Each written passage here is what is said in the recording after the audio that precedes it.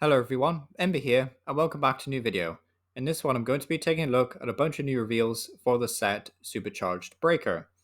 So the first card that we can take a look at here today is this Milotic, and I think it speaks volume that Feebas was not revealed with it. So yeah, probably going to be a bad Feebas sadly, and it kind of sucks because Feebas is also just usually a 30 HP Pokemon in this game, which is going to hurt my low tech EX quite a bit, because 30 HP is just nothing. You blow on it, it dies. So, yeah, bit of a shame there. But this Milotic does have 270 HP, so at least moderately tanky for a Stage 1 EX. Has the ability Sparkling Scales, which will prevent all damage done to it by your opponent's Terra Pokemon. So the likes of Charizard, Terrapagos, the Pikachu that was revealed the other day. Not to mention things like Cinderace, as well as this Hydreigon that we'll take a look at later on. So yeah, very, very strong ability. And then the attack for a water double colors does 160 and then puts your opponent's active Pokemon to sleep. So honestly, I could definitely see this card seeing a fair bit of play, especially as just like a 1-1 line in control decks, to be honest. Give them a bit of a wall to use. But aside from that, I honestly don't think this card is super great. Like maybe as an Arceus partner, I could kind of see that just because you've got the double turbo synergy, at least until Arceus, of course, rotates next spring. But aside from that, I do think this card's alright actually. Maybe it's better than I'm giving it credit for, but yeah, it seems like a fairly playable card at the very least. We've also got a Tapu Koko, which first attack, nothing too crazy, but the second one price counter does do 180 if you have more prize cards remaining than your opponent. And for two lightning and a colorless, should say, it's actually pretty decent for stuff like Lost Box, especially if they want just a single prize lightning type attacker. So, if you don't want to use Raikou to take weakness on Lugia, then this is quite a nice option. Maybe for Miraidon and Magneton decks, it's going to be a bit too slow, especially if you're looking for synergy with Pikachu. But it might fit in nicely, I guess. Especially, actually, if you think about how Lost Zone might want to play Pikachu for 3 different energy, then maybe this is doable in Mirage Gate decks. So, yeah, maybe like a Lost Zone Pikachu deck could make use of Tapu Koko. So, yeah, not completely dud card, and also, pretty decent in GLC. Then we have a new Togekiss line. Togepi sadly only has 50 HP, so nothing too crazy there. Togetic is a bit boring. Togekiss, however, has the very annoying ability Wonder Kiss, which says whenever your opponent's active Pokemon gets knocked out, flip a coin. If heads, take one more prize card for that KO. However, this ability does not stack because, that would be a bit broken, I guess. But, very fun ability, very annoying to play against, of course, but I can definitely see there being some fun decks made out of this, with the likes of Iron Hands potentially, but also just any deck that can kind of find room for a stage 2 line. But of course, at that point, you're probably just looking to play Pidgeot most of the time. So honestly, I don't think this card will be great, but I do think it has at least some fun potential and, a lot of fun potential in regards to creating rogue decks. So yeah, it does seem kind of fun in that regard. But then we have a new Hydreigon line. So DNO having 70 HP is really handy for, of course, Buddy Buddy Poffin.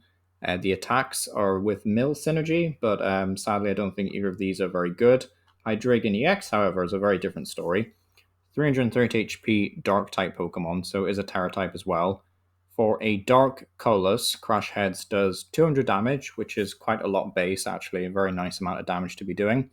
And you have to discard the top 3 cards from your opponent's deck. So a very nice effect, definitely a lot of disruption there.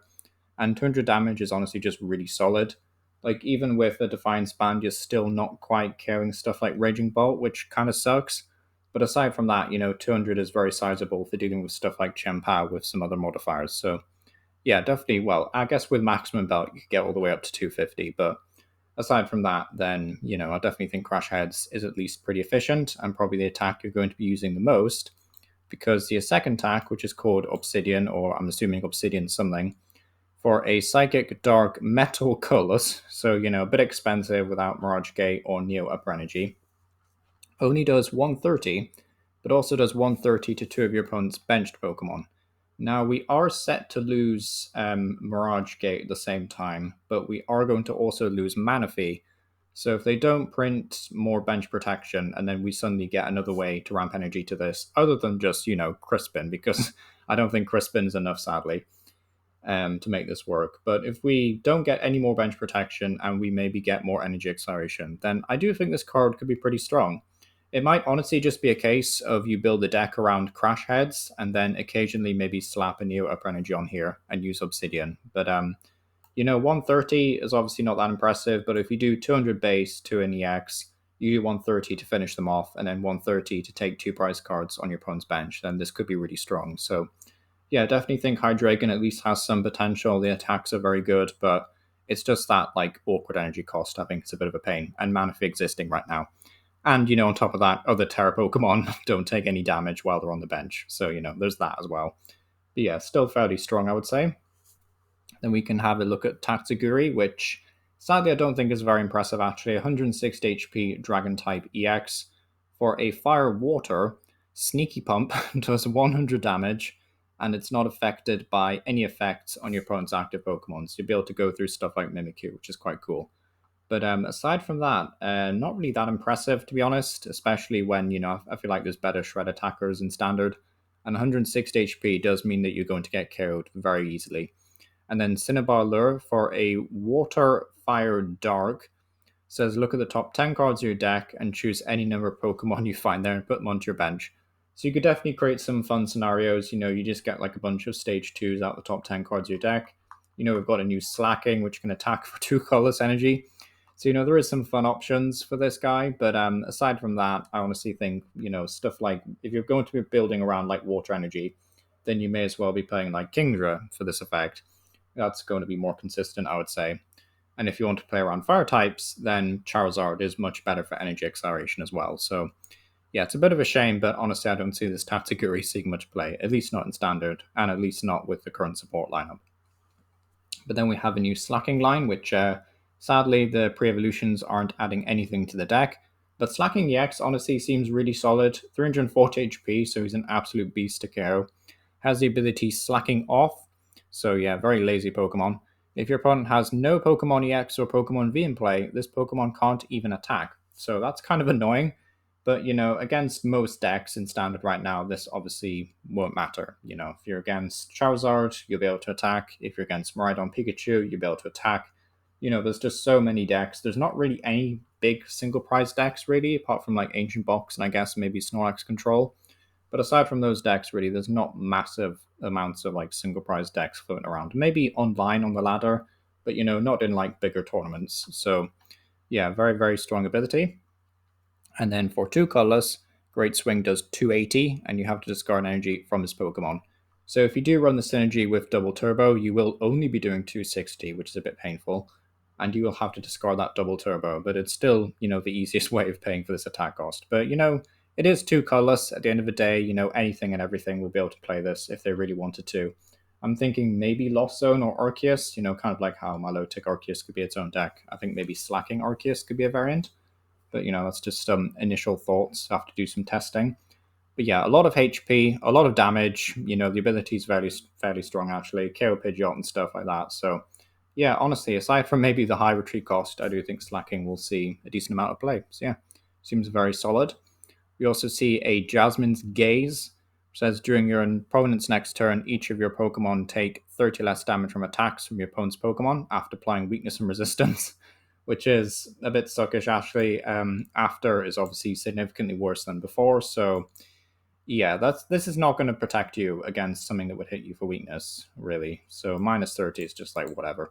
I think if this was like a Leon, where you were doing like more damage, then cool, but 30 less, not really enough in this day and age, I would say. So yeah, Jasmine's Gaze I don't think is going to be super impactful. Then we have Colberberry. Is that how you pronounce it? Colberberry. Whenever this Pokemon, whenever the Pokemon this card is attached to, is damaged by an attack from your opponent's star Pokemon, this Pokemon takes 60 less damage from that attack. After applying weakness and resistance again, then discard this card. So a very niche one-time use kind of tool card could crop up in a very niche situation against Charizard, where they're like starved off a 1-hit KO and that like swings the game back in your favor, maybe in the mirror match or something.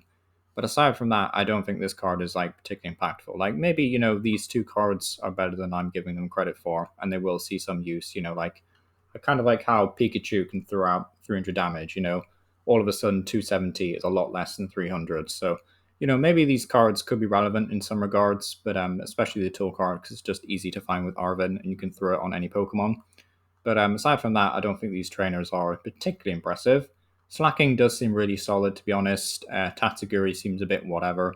I'm excited to try out Hydreigon. I do think this will be a very fun card to mess around with. And aside from that, nothing really too crazy. Like Togekiss seems kind of fun, maybe a bit broken in GLC, question mark, but we'll see. Also got this Tapu Koko, maybe for Pikachu decks or Lost Zone. And then Milotic could be quite a fun partner for a number of Pokemon. But yeah, it's been our power. Let me know what you think of these reveals down below. And yeah, thank you for watching.